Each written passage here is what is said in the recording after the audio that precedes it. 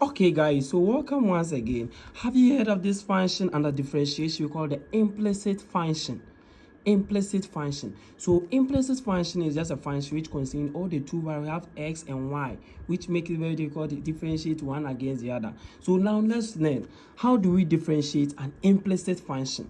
So let's use this example. I have this example. We have been asked to differentiate the function x squared plus y squared equals 0.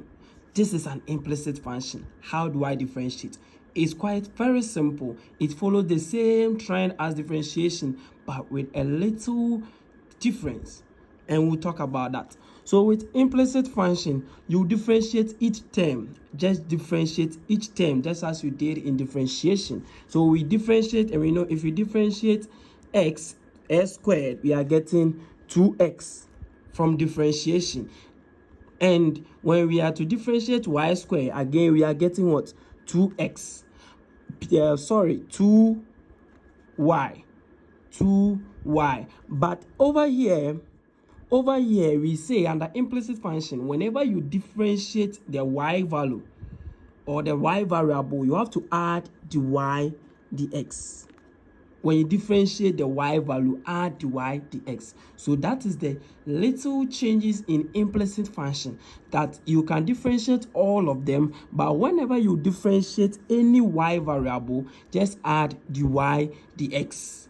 I hope that one is clear. So which is equal to, we know we differentiate 0 is still 0. So now what do you do next? You group all the y dx on one side.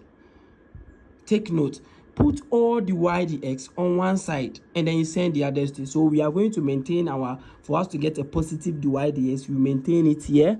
Then we send our 2x to the other side. So we have 2y dy dx, which is equal to 2 negative 2x. Now the question said differentiation. So differentiation, we know we are finding for what?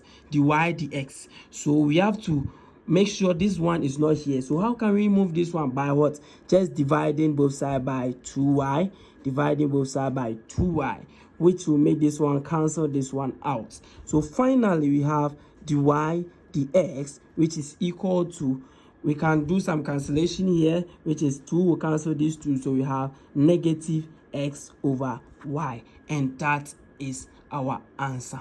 Thank you for watching. Comment your question. Bye bye.